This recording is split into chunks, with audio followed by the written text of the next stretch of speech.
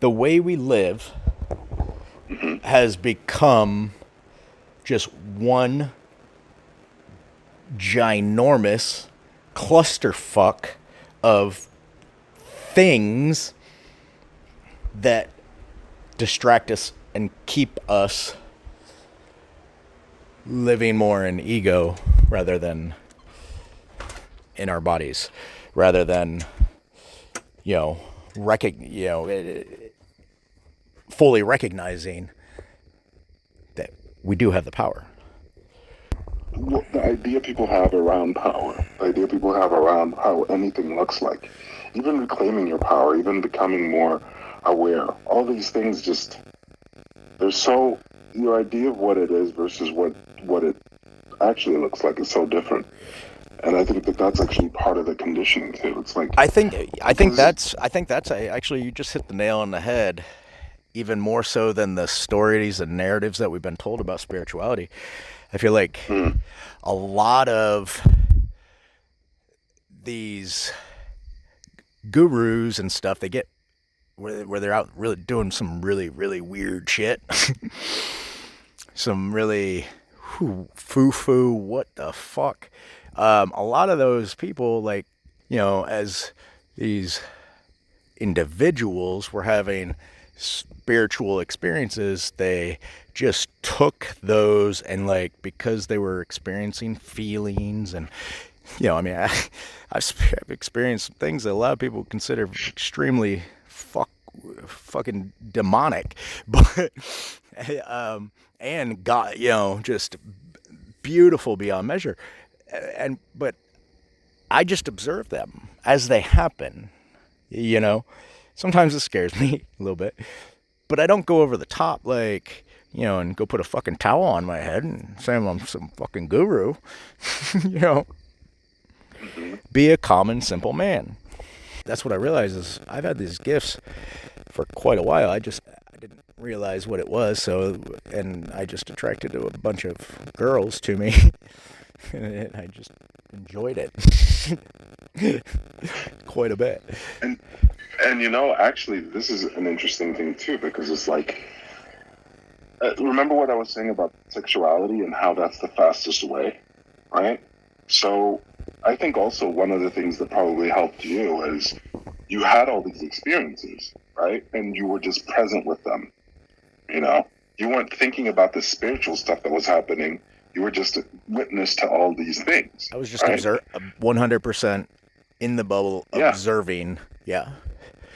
Yeah. And extreme, like, that's actually that's something that has always really bothered me, because even when I was teaching more of the dating stuff and I would talk about,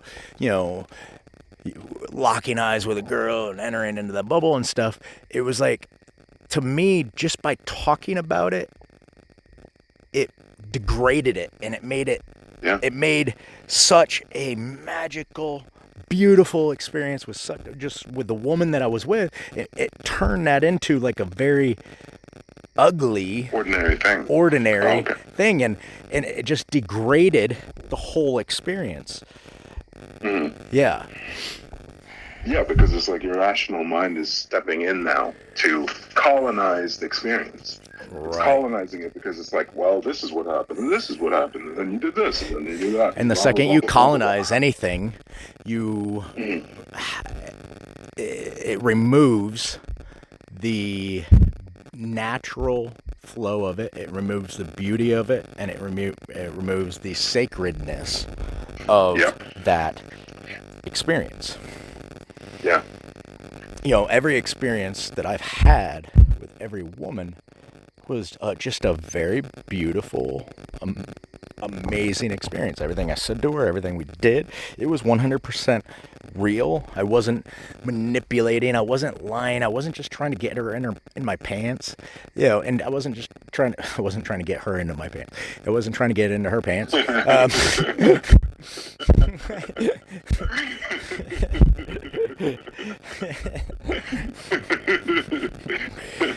So it's like that, but that was a big thing that just kind of made me feel dirty when I was teaching guys about it.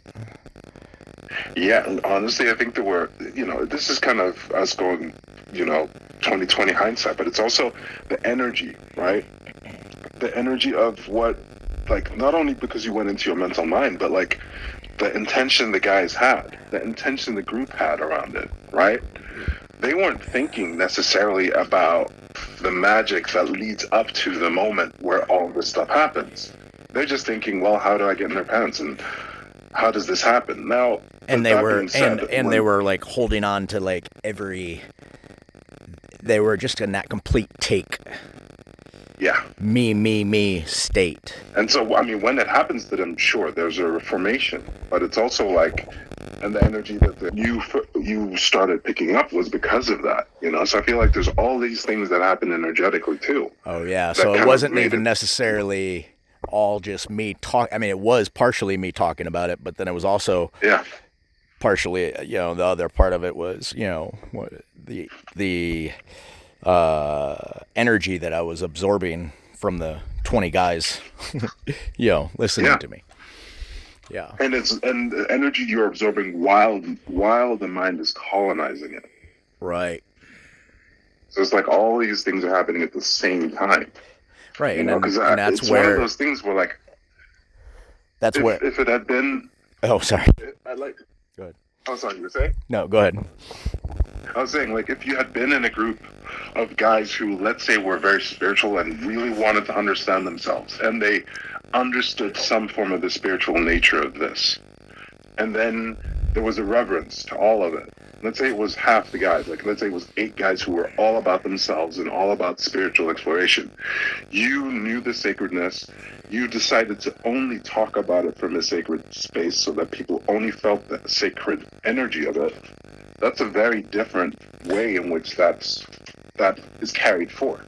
The fact that, like, you had all these experiences with people, and there's also probably all these energetic stuff that was happening to you too, because it's like, yeah, you remember how amazing the experience is, but there's probably a bunch of energetic stuff that was happening to your system and your energy field after being with so many people and experiencing all these different encounters and being able to feel into people in such a vulnerable and intimate way. Right. I mean, that's the other thing, because back then I wasn't aware of the fact that I had, all these different abilities, spiritual abilities. Like, I kind of recognized that I wasn't wrong very much. When we got into a conversation about something, it was like, I had this knowingness that just came up from somewhere, or I had this knowingness, like, always before somebody even spoke of what they were going to say, because I was actually somehow in my gifts picking up on it before it was actually coming out, before the words even came out. And I was communicating on a nonverbal level with women. And there's a book that I actually read which talks, and it's interesting. It's a very interesting book, but it talks about, like, how that's actually cultivated. That's actually a spiritual thing that's cultivated if you approach sexual energy from a spiritual place. Oh, really? Like, that's what I'm trying to say. Like, you probably cultivated a lot of those abilities by having those experiences. That's part of why the church and all these other people spend so much energy destroying that aspect of ourselves, because it's actually the fastest way to spiritually evolve. Yeah. Like on a metaphysical way, it's like, let's say all the other paths are like you walking up a hill. That's like the equivalent, if it's done properly, it's like the equivalent of a rocket ship, right? Yep. And so, like, I think that contributed to it significantly, and especially because you started at a younger age, so it's like you didn't have a contrast either. So for you, it's just something that had always kind of been there. Right, and I didn't have the contrast. I didn't even have the comparison though either, because I wasn't really big into spiritual growth. I wasn't looking into it. I wasn't seeking anything out. I was living, and that was a big thing as well. Like, so it was just kind of like, it was through the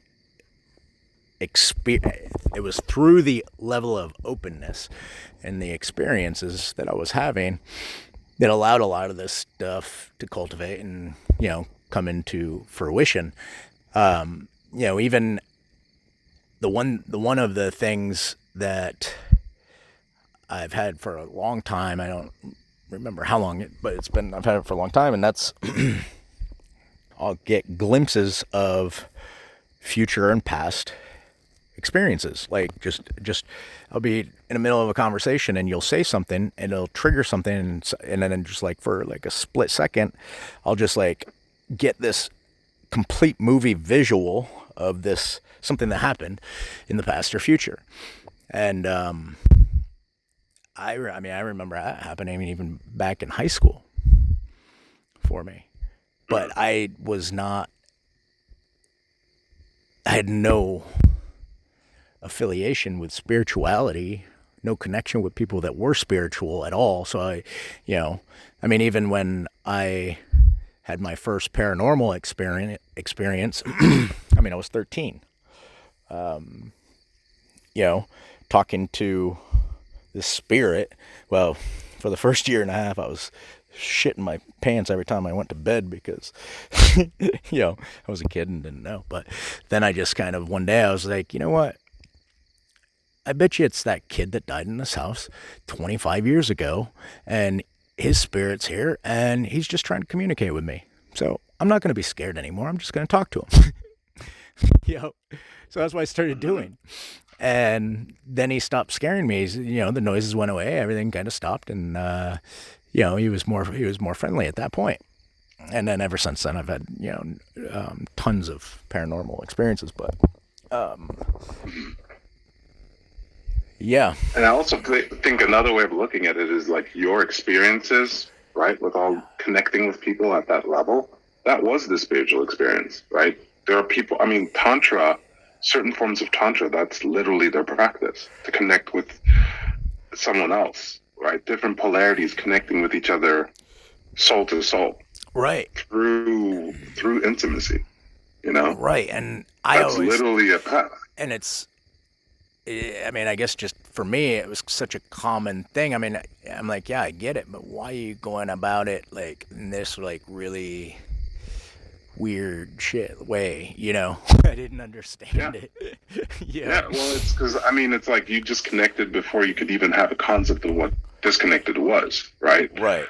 Whereas someone who's disconnected has to figure out the concept of what connected is. Right. So and that's a whole other thing. It takes a lot more energy and time and practice for for a lot of people. And if you're disconnected, and I remember when I was talking to that psychic, it was the first psychic I ever spoke to, and we were talking about trees and communicating with trees and stuff. I'm like, oh yeah, I've been doing that for a long time. I don't know. She's like, are you serious?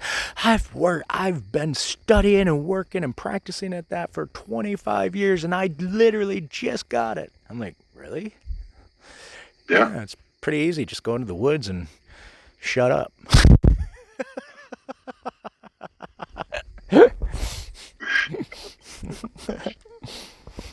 And it's trippy, but that's literally how it works. But that's why that's kind of like, when you came to that retreat, or we were at one point, I was, you had said something and you used all these big fancy words, and I said, well, that sounds good, but I said, what's the difference between that and fucking common sense? And there's nothing. And I guess that's, I'm bringing the common sense back into spirituality and living. It's always been one of the things for me that's been very important, was for me to stay grounded. And the one way that I knew that I had to what I had to do to stay grounded was by humbling myself, no matter what it was that I was doing, no matter how lucky I was, or how amazing this experience was, or how amazing that experience was.